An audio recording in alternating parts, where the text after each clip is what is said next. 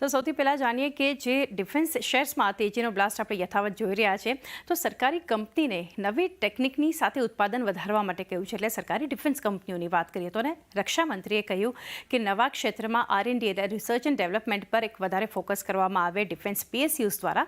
આ સિવાય એમણે જણાવ્યું અને ખાસ કરીને ગઈકાલે 8 ડિફેન્સ PSUsના કામકાજની સમીક્ષા પણ રક્ષામંત્રી દ્વારા કરવામાં આવી છે.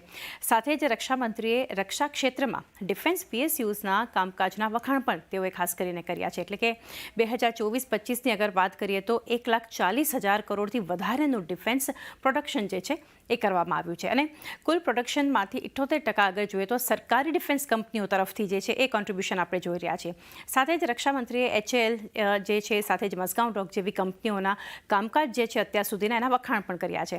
અને આ બેઠકમાં HAL, મઝગાંવ ડોક, ગાર્ડન રીચ શિપ બિલ્ડર્સ છે, મિધાની જેવી કંપનીઓ જે છે આ સહિત 8 કંપનીઓનો સમાવેશ પણ કરવામાં આવ્યો હતો. એટલે ખાસ કરીને જે એક સતત આપણે જોઈ રહ્યા છીએ ઘણા સેશન્સથી એક ફોકસમાં આપણને ડિફેન્સ કંપનીઓ આવતી દેખાઈ રહી છે. વધુ એક કારણ છે કે ડિફેન્સ કંપનીઓમાં એક તેજી છે. આભાર ચાંદની, અમારી સાથે જોડાઈને સમગ્ર વિગત આપવા માટે. તો જુઓ, ખાસ કરીને HAL, મઝગાંવ ડોક, ગાર્ડન રીચ, મિધાની સહિત 8 કંપનીઓ સામેલ થઈ હતી અને એમને ખાસ કરીને ટેકનોલોજી અપગ્રેડેશન અને એ બધા અંગે ખાસ કરીને ત્યાંથી સમીક્ષા કરવામાં આવી છે.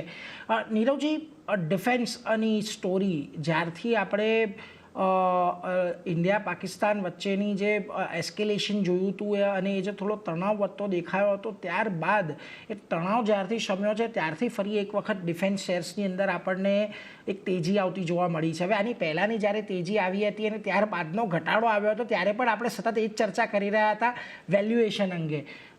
કઈ રીતે જોઈ રહ્યા છો તમે અત્યારે ડિફેન્સ સ્ટોક્સને? કારણ કે જો આપણે જે પરિણામો અત્યારે આવતા જોવા મળ્યા છે, અમુક કંપનીઓના સિલેક્ટિવ પરિણામો પણ ઘણા સારા રહેતા જોવા મળ્યા છે.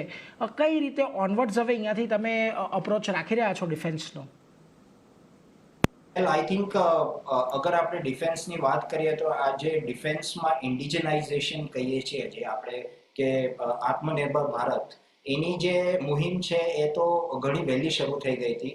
અને ઘણી બધી કંપનીઝ છે, પ્રાઇવેટ સેક્ટર કંપનીઝ બી છે. ફોર એક્ઝામ્પલ ભારત ફોજ, એમણે જે કામ શરૂ કર્યું હતું એ લગભગ 10-12 વર્ષ પહેલા કામ શરૂ કરી નાખ્યું હતું ઓલરેડી. અને ઘણી બધી જે ડોમેસ્ટિક કંપનીઝ, જે 8 કંપનીઝને બારામાં તમે વાત કરી, તો આઈ થિંક આ લોકો તો કન્ટિન્યુઅસલી R&D પર ફોકસ રહે જ છે. એસ્પેશિયલી HAL છે કે ગાર્ડન રીચ શિપ બિલ્ડર્સ છે, મિધાની છે, મઝગાંવ ડોક્સ છે, કોચિન શિપયાર્ડ. આઈ થિંક આ બધી કંપનીઝ બહુ એક્ટિવલી ઇન્વોલ્વ છે ઓન રિસર્ચ એન્ડ ડેવલપમેન્ટ. અને આઈ થિંક આજે રિસેન્ટલી જે ઇન્ડિયા પાકિસ્તાનનું જે વોર રિલેટેડ સિચ્યુએશન થઈ છે એમાં ટ્રાઇડ એન્ડ ટેસ્ટેડ થઈ ગયા છે આ બધા ઇક્વિપમેન્ટ્સ અને સુપિરિયર ક્વોલિટી પરફોર્મન્સ. એટલે આઈ થિંક આખા વર્લ્ડે જોયું કે ઇન્ડિયાના ડિફેન્સ ઇક્વિપમેન્ટ એકદમ જ હાઈ ક્વોલિટીના છે, હાઈલી લીથલ છે, હાઈલી રિલાયબલ છે, મેન્ટેનન્સ ફ્રી છે લગભગ, અને લો કોસ્ટ છે. એટલે I think affordability, price tag wise be it's a very attractive proposition. એટલે ઘણી બધી એક્સપોર્ટ ડિમાન્ડ भी ઊભી થઈ છે for the Indian defence equipment.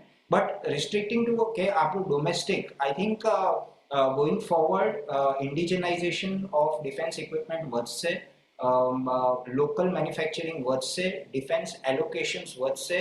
અને there is also talk કે from GDP નું 2% થી 5% નું allocation will be given to defense. એટલે ઘણા બધા positives છે as far as defense is concerned. એક huge export demand is also waiting for India. અને domestic of course budget is likely to go up, defense spending is likely to go up. અને એક third angle છે આમાં, which is also known as the emergency procurement program. અત્યારે જેટલા બી weapons વપરાયા છે વોરમાં, I think એમને રિપ્લેનિશ કરવાની જરૂર હશે. એટલે ઇમરજન્સી પ્રોક્યોરમેન્ટ સ્કીમમાં નવા ઓર્ડર્સ ડોલ આઉટ કરવામાં આવશે. તો I think these are again very positives. અને ગઈકાલે જે આપણા જે ડિફેન્સ મિનિસ્ટરે આપ્યું છે approval for the 5th generation indigenous aircraft, I think that is also a very big positive. એટલે આઈ થિંક ડિફેન્સની story is looking very strong in the medium to long term. Okay, તો defence space માટે medium to long term માટે view positive છે. ખાસ કરીને જે counter જણાવવામાં આવ્યા છે બધા પર એક વ્યૂ જે છે પોઝિટિવ બનતો દેખાઈ રહ્યો છે. પણ ખાસ કરીને સૌમિલજી, એક વ્યૂ ભારત ડાયનામિક્સ માટે પણ લઈ લે, કારણ કે અહીંયા જો આજે જે રીતની આપણે અપસાઇડ જોઈ છે, નવા 52 વીક હાઈના લેવલ્સ પણ બનતા દેખાયા. આજે 1991ના હતા, અત્યારે 1956ના લેવલ્સની આસપાસ અહીંયા કામકાજ થતું દેખાઈ રહ્યું છે. કઈ રીતે ધ્યાન રાખી રહ્યા છો ભારત ડાયનામિક્સ અને અહીંયા ચાર્ટ કેવા લાગી રહ્યા છે અત્યારે? ભારત ડાયનામિક્સમાં પણ ડેફિનેટલી અપટ્રેન્ડ છે અને મને લાગે છે કે હાઈ ટોપ હાઈ બોટમ ફોર્મેશન છે. આમ definitely positive medium term Outlook, short term Outlook મને લાગે છે કે બહુ જ સારું રહેશે. ઇન ધ શોર્ટ ટર્મ અગર આપણે વાત કરીએ તો 2100ની આસપાસના ટાર્ગેટ્સ બને છે અને નીચેમાં એક 1870 1850ની આસપાસ સ્ટોપ લોસ રાખીને આપણે આની અંદર લોંગ ઇનિશિયેટ કરી શકાય છે. પણ આને એક પોઝિશનલ ટ્રેડના રીતે લઈને ચાલવું, not as a short term trade.